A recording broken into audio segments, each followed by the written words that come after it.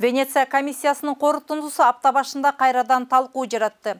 41 барақтан тұрған документте жаңы баш мыйзамда президентке бийликти бир колго топтоого жол ачылып, адам укуктары жана эркиндиги тууралуу жоболор эл аралык стандарттарга жооп бербей тургандыгы айтылган. Комиссиянын бүтүмүнө ылайык президенттин башка бийлик бутактарына үстөмдүгүнө жол ачылып, жогорку кеңештин ролу алсызданат экен.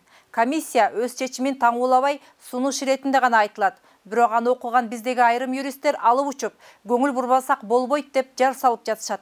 Алардын пикиринде биз корутундагы сунуштарды укпай койсок, эл аралык кызматташууга кедергисин тийгизип, акчалай жардамдарды да ала албай калат экенбиз.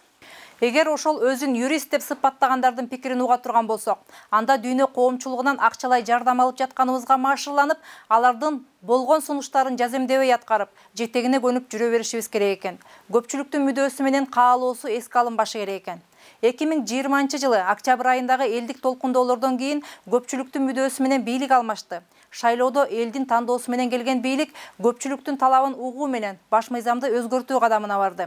Бул боюнча тандоо да элге коюлуп, референдум аркылуу президенттик башкаруу формасын жактырышты. Ага карата жазылган конституцияда коомчулуктун сунуш пикирлерин эске алуу менен даярдалды.